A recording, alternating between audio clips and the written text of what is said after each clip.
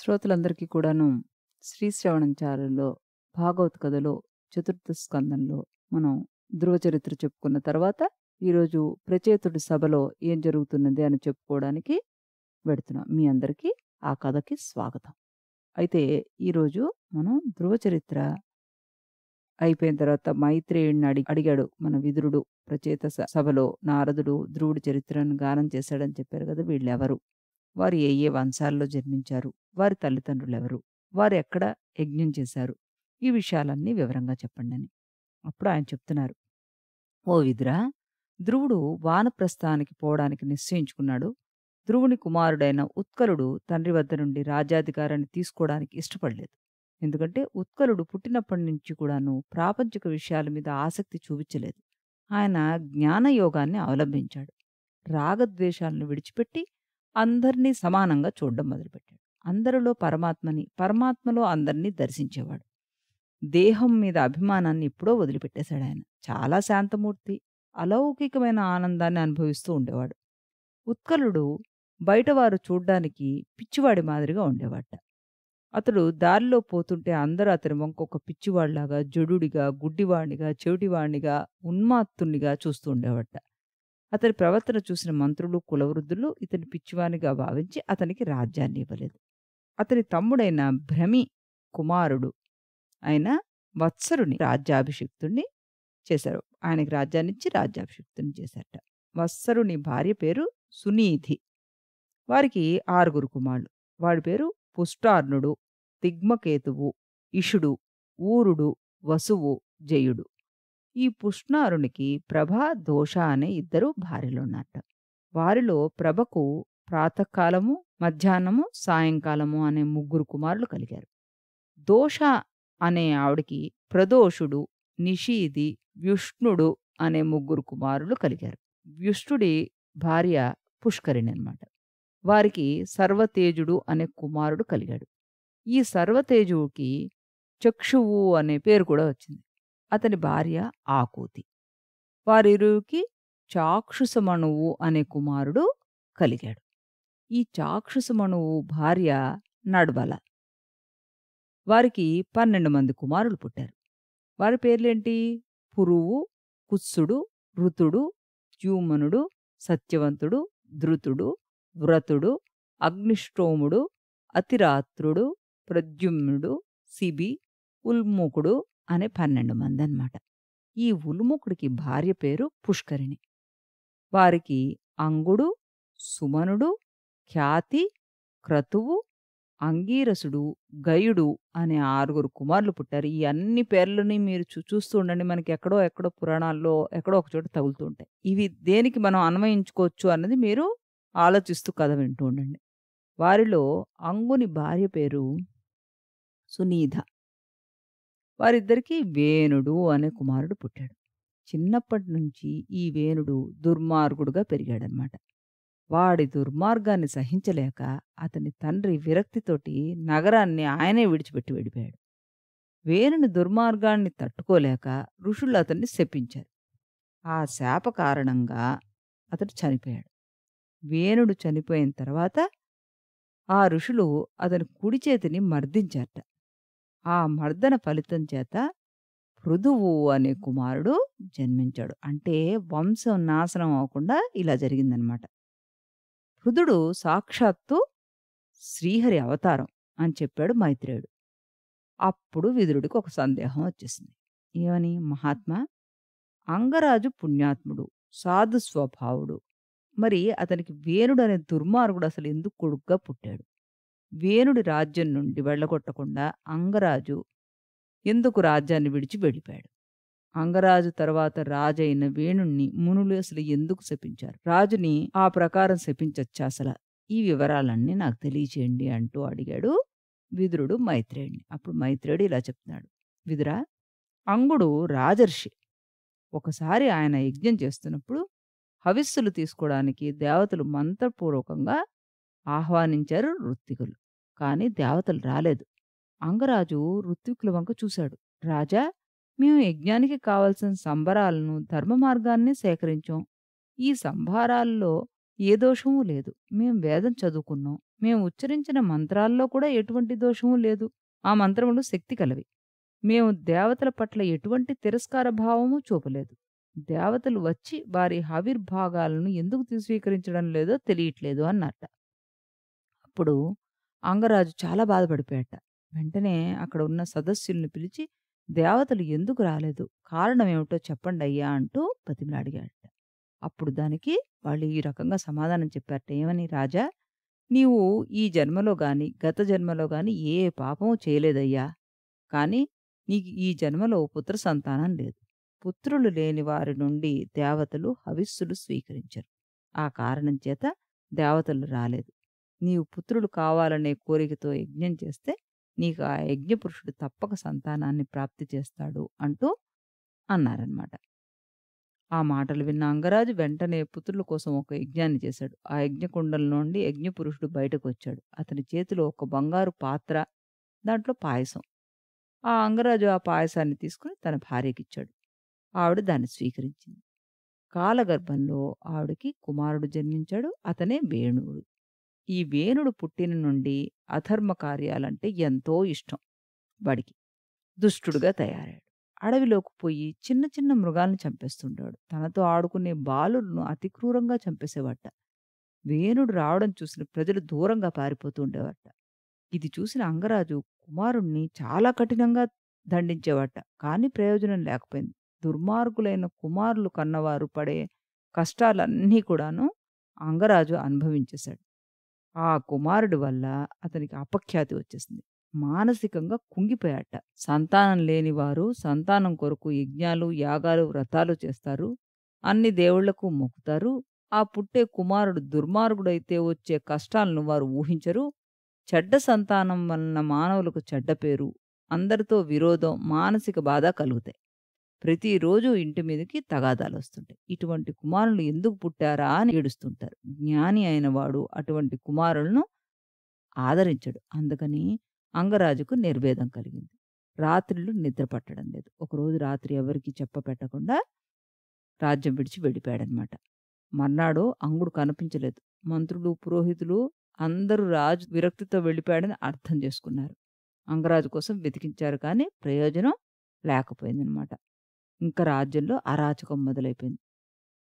అప్పుడు ఏం చేయాలా అని ఆలోచించసాగారు. రాజు లేని రాజ్యం అరాచకం అవుతుందని తెలిసిన వాళ్ళు ఈ క్రూర స్వభావం కల వీడికే రాజుగా పట్టాభిషేకం చేశారట.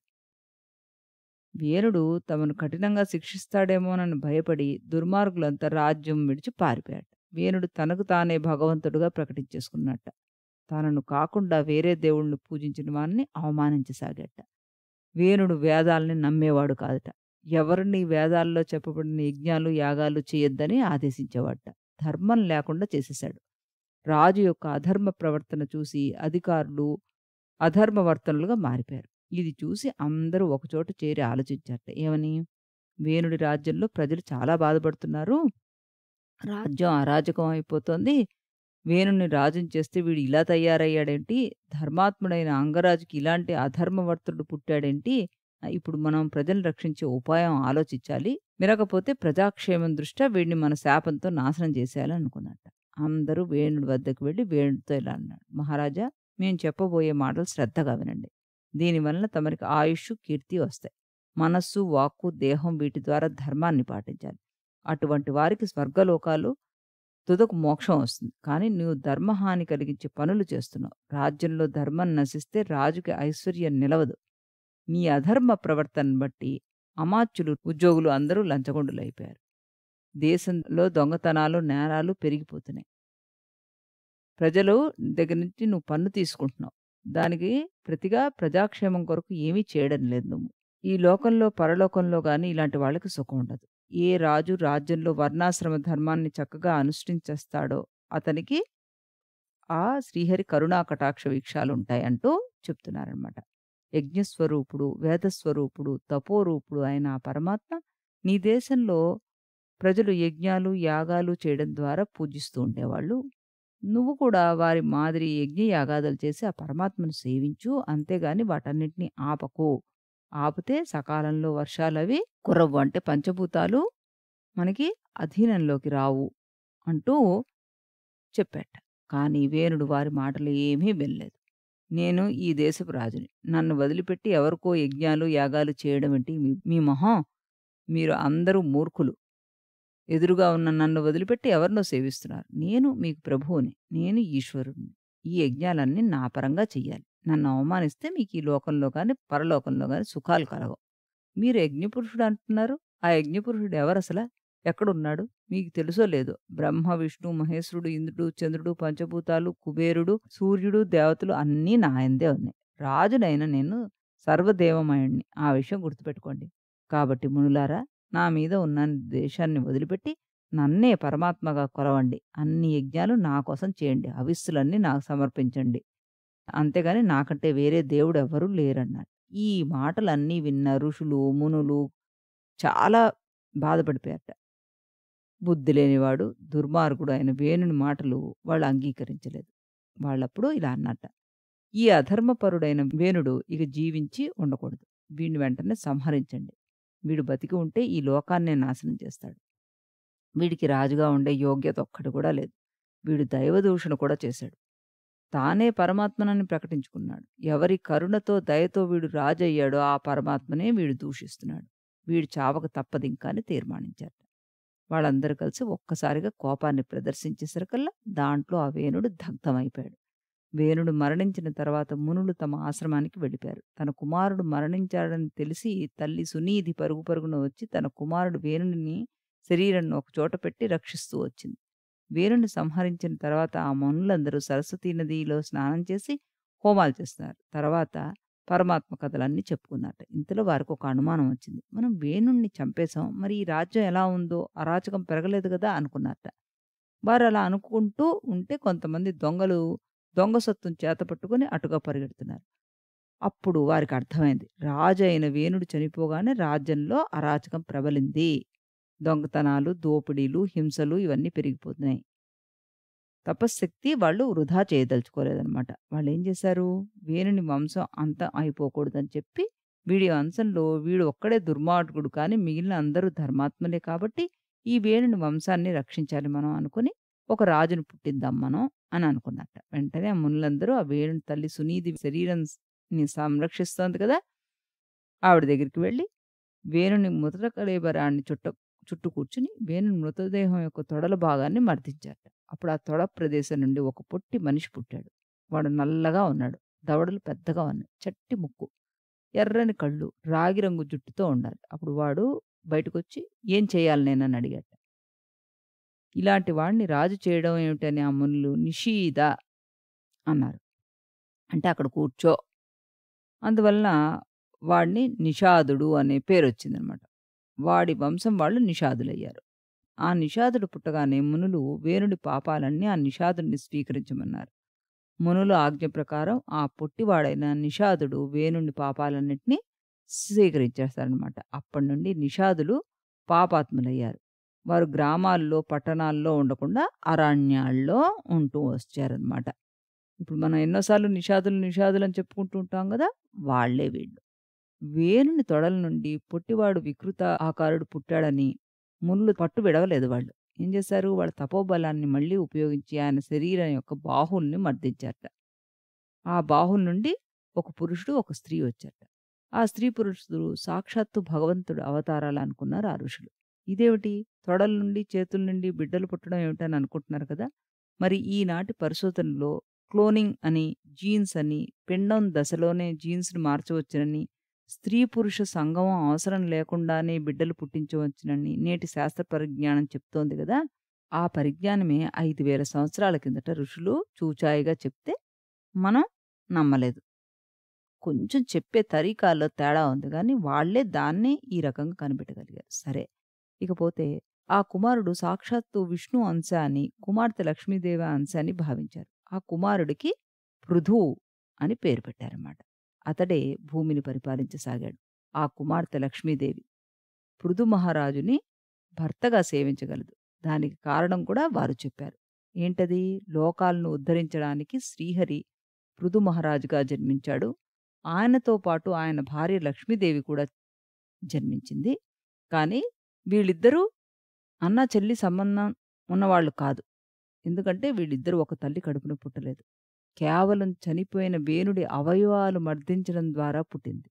వీరికి ఈ లౌకికమైన బంధుత్వాన్ని అంటకట్టకూడదు అని ఋషులు భావన అయుంటుంది. మునులు వీరి యొక్క గుణగణాలను కీర్తించారు. దేవతలు పుష్పాలను వాన కురిపించారు. దేవదుందుబులు మోగిపోయాయి. వేణుడి కుమారుడి కుడి చేతిలో విష్ణు చక్రం, పాదపద్మములు గుర్తులు కనబడ్డాయట వాళ్ళకి. ఆ కుమారుణ్ణి శ్రీహరి అంశగా వాళ్ళు భావించారు.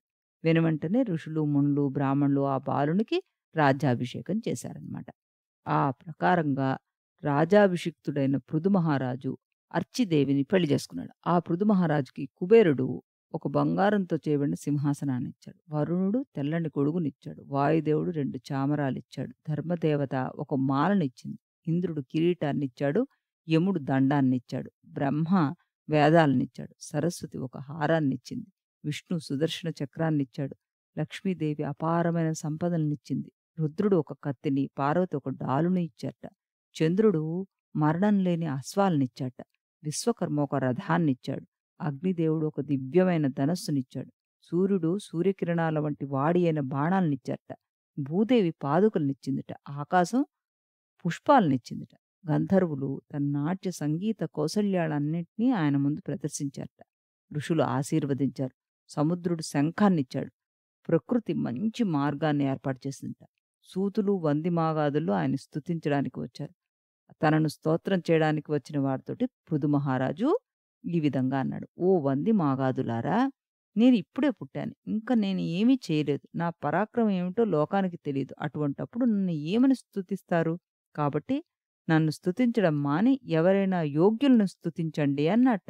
ఇప్పుడు మీరు నేను ఏమేమో చేస్తానని స్తుతించి అవి నెరవేర్చకపోతే మీ స్తోత్రాలన్నీ అబద్ధాలవుతాయి. అది నాకిష్టం లేదు. ప్రస్తుతం నా గుణాలన్నీ నాలో నిగూఢంగా, అవ్యక్తంగా ఉన్నాయి. కాలక్రమేణా అవి బయటకు వస్తాయి. అప్పుడు మీరు నన్ను పొగడండి, బావుంటుంది. ప్రస్తుతం ఆ శ్రీహరిని కీర్తించండి. ప్రజలు ఇప్పటిదాకా ఏమీ చెయ్యని నా వంటి వాడిని కీర్తించడానికి ఇష్టపడరు. ఎన్నో మంచి పనులు చేయడానికి మా పెద్దలు గుణగణములు నాలో పెంపొందించడానికి నాకు శక్తి ఉన్నప్పటికీ నేను ఏమీ చేయకుండానే నన్ను నేను మనుషులు పెట్టి పొగిడించుకోవడం మంచి పద్ధతి కాదు. ఇదెలా ఉందంటే, ఎవరైనా ఏవో కొన్ని శాస్త్రాలు చదివి అంత మాత్రం చేతనే నాకు అన్ని శక్తులు వచ్చేసాయి, నాకంతా తెలుసు అని పొగిడించుకుంటే లోకం ఎలా హేళనగా చూస్తుందో ఇప్పుడు నన్ను అలాగే చూస్తారు వాళ్ళు అన్నట్ట. కపటం లేనివారు, ఉన్నతమైన హృదయం కలవారు, తనను ఎవరైనా పొగుడుతుంటే సిగ్గుపడేవారు. అటువంటి వారు ఎంతో జ్ఞానము, శక్తులను ఆర్జించినా ఎవరైనా తమను పొగుడుతుంటే ఒప్పుకోరు. నేను చేసే మంచి పనులను చూసి ప్రజలు ఆనందపడాలి కానీ నన్ను పొగిడించుకోవడం వల్ల ఏం ప్రయోజనం? నువ్వు గొప్పవాడివి, నువ్వు ఏం చేసినా చెల్లుతుంది అని పొగుడుతుంటే బుద్ధి లేని వాళ్ళు పొంగిపోతారు గానీ బుద్ధిమంతులు వాళ్ళు అలాంటి వాటిని సహించరు. మొగ్గలోనే తుంచేస్తారు. కాబట్టి మీరు నాకంటే కూడాను ఆ భగవంతుడిని కీర్తించండి అని చెప్పాడట. ఆ రకంగా చెప్పాడట. ఈరోజు కథలో మనం వేణుడి మరణం, పృథు జన్మ గురించి తెలుసుకున్నాం. రేపటి కథలో పృథు చక్రవర్తి పూర్తి చరిత్ర ఏంటి, పూర్తిగా ఆయన యొక్క వివరాలు అంతా కూడాను రేపటి కథలో తెలుసుకుందాం. అంతవరకు సెలవు.